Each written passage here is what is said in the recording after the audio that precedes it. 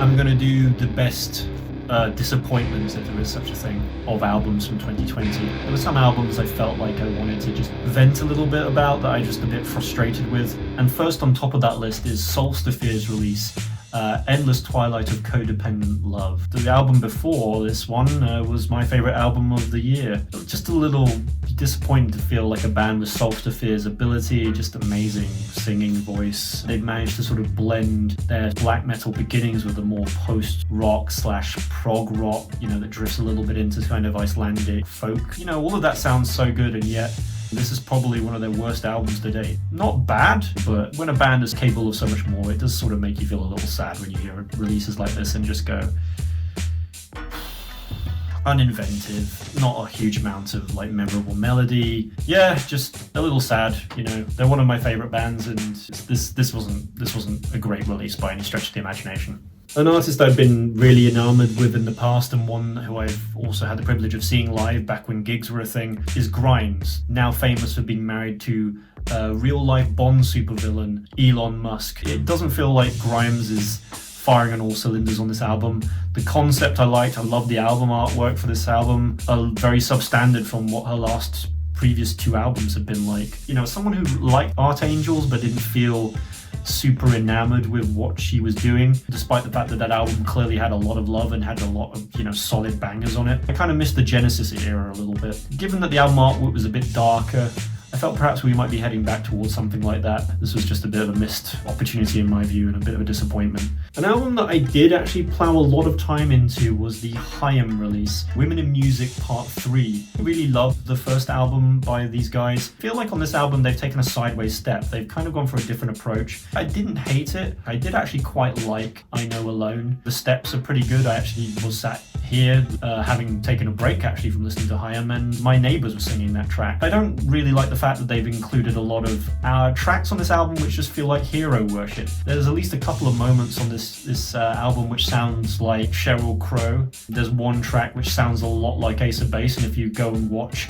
Haim's appearance on Amoeba Records, What's in My Bag, you'll know that they are big fans of Ace of Base from when they were younger. There were some tracks on here which just felt superfluous, and yeah, I felt like it just was a bit of a missed opportunity. An album which a lot of people liked was Denzel Curry with Kenny Beats on Unlocked. I felt like, to be honest with you, Denzel Curry hasn't really put in the focus and drive and ambition on a release since his Taboo record, which was one of my absolute favourite hip-hop albums. The sheer range and talent and flow and everything. And also this album, every time you thought he was going to find his groove, something would happen. Like it would get derivative, or suddenly out of nowhere the production style would go some weird angle that just disrupted things. Some people clearly obviously like this release a lot, but for me I felt this was a very disjointed and unsatisfying release that just wasn't something I enjoyed, and I was very disappointed with. A bit of a downer, sorry.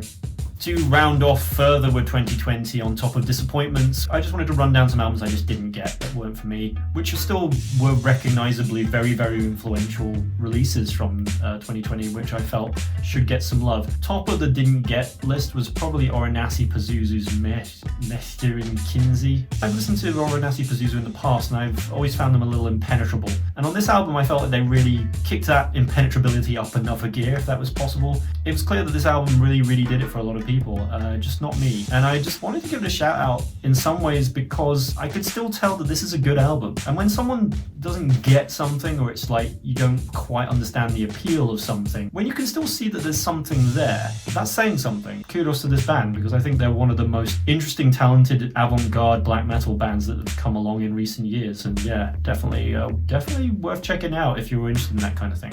Another band who I didn't get at all, and it's not really a band, it's a one-man project, which made a big splash in 2020. Passage Divas, Invalid. This is essentially a lo-fi, dark ambient tinged atmospheric black metal record from a one-man project in Switzerland. I've not listened to anything by this artist before, and don't think I'm going to on the basis of this, because I proper didn't like this album. In fact, I might say I actually hated this album, and it's mainly just the production style. I actually played this album to one of my friends who's a guitarist, a big fan of technical metal, and he actually kind of laughed at this album, because he was like, the recording quality sounds, Stone Age. And the thing about this is it's very deliberate as a choice, which is fine. You know, if that's the style you want to go for. Black metal is renowned for its low production values, and it just wasn't for me at the end of the day. I like the album artwork quite a lot. I was a little disappointed that it didn't quite make me feel like the album artwork added up quite to how I thought the album was going to sound. Yeah, a lot of people love this album, and you know, kudos to the artist, because to get a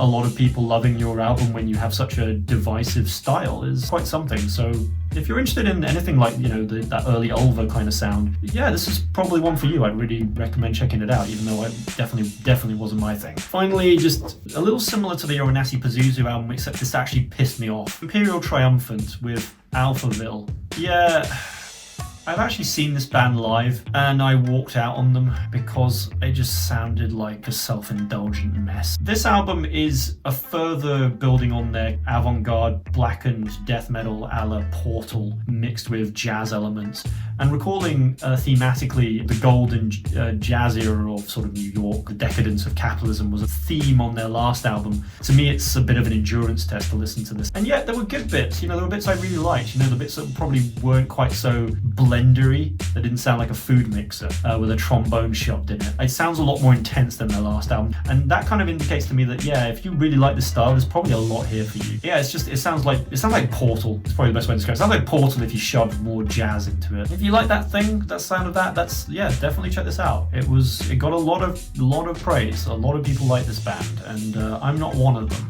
but I can still, you know, put that aside and objectively say these guys are doing something interesting. They're doing something I haven't heard another band, you know, doing in the same way. As metal and extreme metal enters, you know, the second decade of the 21st century, that's something worth saying. There's a lot of derivative stuff out there, despite the fact that I absolutely can't stand this music because it sounds like a washing machine. If you can manage to do that at this point in metal's history, then good on you. More power to you, even though it's not for me. This is something a lot of people really dug, and I can understand why.